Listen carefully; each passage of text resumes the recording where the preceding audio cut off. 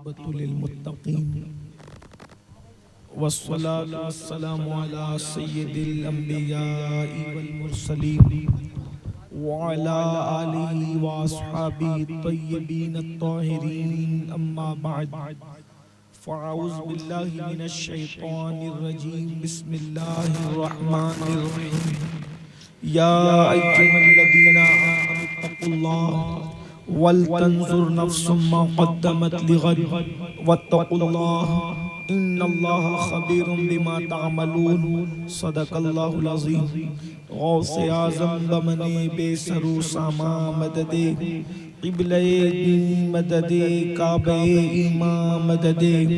انتظار کرم تست من عینی را اے خدا جویو خدا بینو خدا دا مدد بگردہ بے بلا افتاد کشتی ضعیفان و شکستہ رات پشتی بحق کے خواجہ عثمان ہارون مدد کن مدد کن مدد کن یا معین الدین چشتی ممبر پر رونق افروز پیر طریقت سید شاہ منظور بخاری صاحب قبلہ آستان عالیہ کے سجادہ نشین وہ جملہ سادات کرام علماء ذوی الاحترام حاضرین محفل السلام علیکم ورحمت اللہ وبرکاتہ۔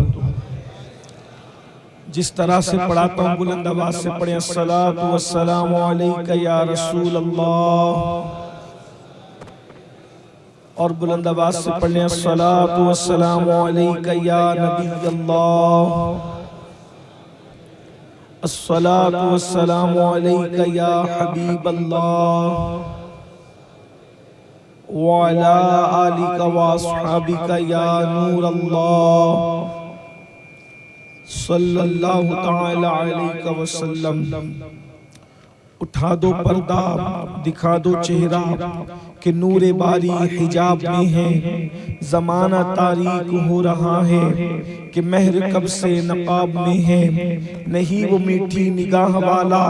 خدا کی رحمت ہے جلوہ فرما،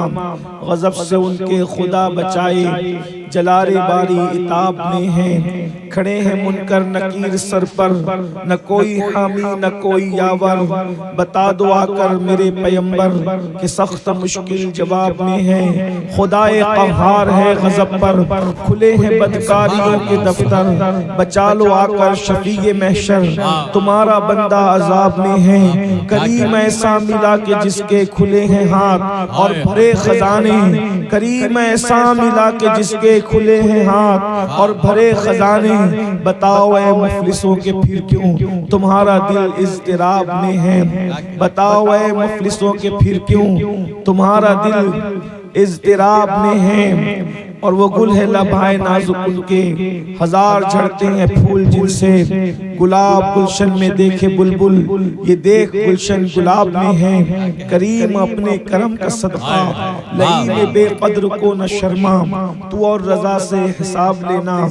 رضا بھی کوئی حساب میں ہے۔ آج کی یہ محفل عرس مخدومی کے حوالے سے منعقد ہے، اور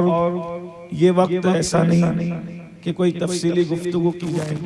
میں صرف اپنی حاضری درج کرانے کے لیے آیا ہوں، اور کوئی تمہید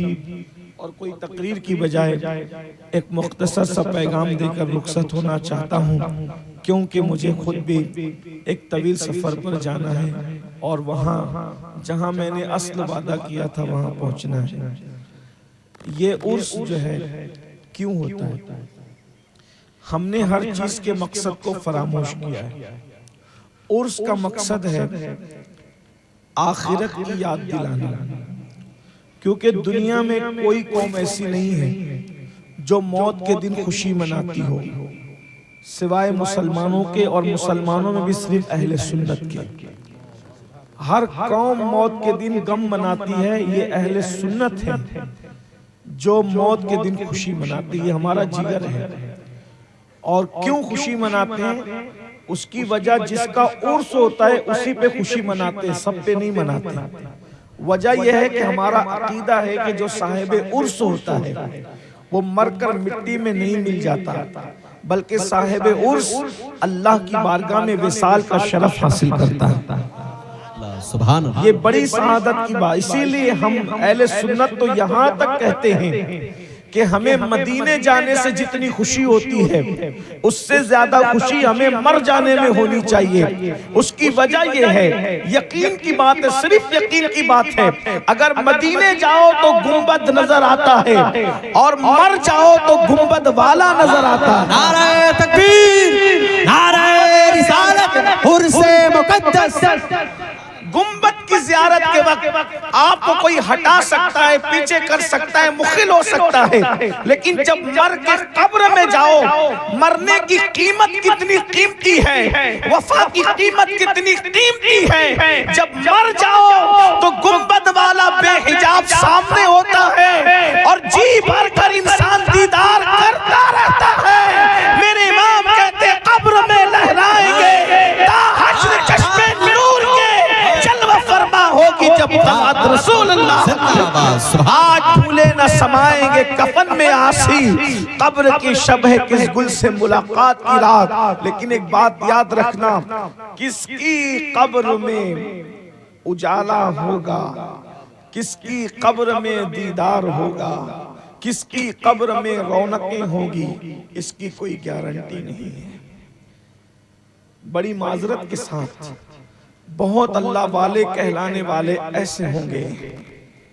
کہ جن کی قبر میں سانپ اور بچھو ہوں گے، ہو سکتا ہے، اس لیے کہ اللہ والے کہلانے میں کسی کو دھوکہ ہو سکتا ہے، اور بہت ایسے بدنام زمانہ بھی ہوں گے جن کی قبر جنت کے باغوں میں سے باغ ہوگی، اس لیے کہ وہ جس سے راضی ہونا چاہیں، کتے کو پانی پلانے پر بھی راضی ہو جاتا ہے، اور اگر راضی نہ ہونا چاہیں تو ہزاروں سال سجدہ کرنے والے سے بھی راضی نہیں ہوتا۔ تو اب ہمیں اپنی قبر کی تیاری، عرس کا مقصد ہے فکر آخرت۔ ان لوگوں نے اپنی زندگی کو رضائے الہی کے لیے گزار دیا تو ان کی موت کے دن بھی اتنا بڑا مجمع لگ گیا، لیکن جو لوگ رضائے الہی کے لیے زندگی نہیں گزارتے پھر ان کا کیا ہو سکتا ہے؟ اللہ کے رسول صلی اللہ علیہ وآلہ وسلم فرماتے ہیں کہ قبر انسان کو ایک دن میں 7 مرتبہ پکار پکار کر کہتی ہے، اے میرے اوپر اکڑ کر چلنے والے، اے میرے اوپر گناہ کرنے والے، اے میرے اوپر پاپ کرنے والے، اے میرے اوپر اللہ کی نافرمانی کرنے والے، ایک دن تو میرے اندر آئے گا، میرے سینے میں آئے گا، اس دن میں تجھے مزہ چکھاؤں گی، کیونکہ میں اندھیرے کا گھر ہوں، میں تاریکی کا گھر ہوں، میں سانپ اور بچھوؤں کا گھر ہوں، میرے اندر جو ہے کوئی مونس نہیں ہے، میرے اندر کوئی غمگسار نہیں ہے، میرے اندر کوئی غمخوار نہیں ہے۔ ایک دن میں قبر 7 مرتبہ پکار کر کہتی ہے، اور اگر آپ حق سننے کے لیے آئے ہیں تو ایک بات میں عرض کروں، شاعری کی کائنات الگ ہے، احادیث مصطفیٰ کی کائنات الگ ہے۔ ہم شاعری کی دنیا کا احترام ضرور کرتے ہیں لیکن اتنا ہی جتنا شریعت اجازت دیتی ہے، مگر احادیث کی دنیا پر ہمارا اتنا یقین ہے، کتنا یقین ہے، ہمیں اپنے ماؤں کا بیٹا ہونے پر جتنا یقین ہے اس سے زیادہ حدیث رسول پر یقین ہے۔ میرے بھائیوں، یہ جو آپ نے اور ہم نے سبق پڑھ لیا ہے، ادھر مریں گے ادھر جنت میں جائیں گے، پھر ہم کچھ کریں، جوا کھیلتے رہیں گے پھر بھی ہاتھ سے جنت نہیں جاتی، مسجدوں کو ویران کرتے رہیں گے پھر بھی ہاتھ سے جنت نہیں جاتی، ماؤں کو گالیاں دیتے رہیں گے پھر بھی ہاتھ سے جنت نہیں جاتی، نشہ کرتے رہیں گے پھر بھی ہاتھ سے جنت نہیں جاتی، کیونکہ آپ نے تو اس کا دامن پکڑا اور اس کا پکڑا اور اس کا پکڑا۔ لیکن آئیے آنکھ کھولنے کے لیے میں پوری ذمہ داری کے ساتھ صحاح ستہ کی ایک حدیث پیش کر رہا ہوں، جس کو شرح الصدور میں علامہ جلال الدین سیوطی رحمت اللہ تعالی علیہ نے لکھا ہے، تھوڑا توجہ کے ساتھ اس کو سن لیں خدا کے لیے۔ اللہ اکبر، ابھی میں کسی کے مرید کی بات نہیں کر رہا ہوں بلکہ میں مرشد کی بات کر رہا ہوں، اور وہ مرید ہے تو کس کا؟ پوری امت کا مرشد ہے،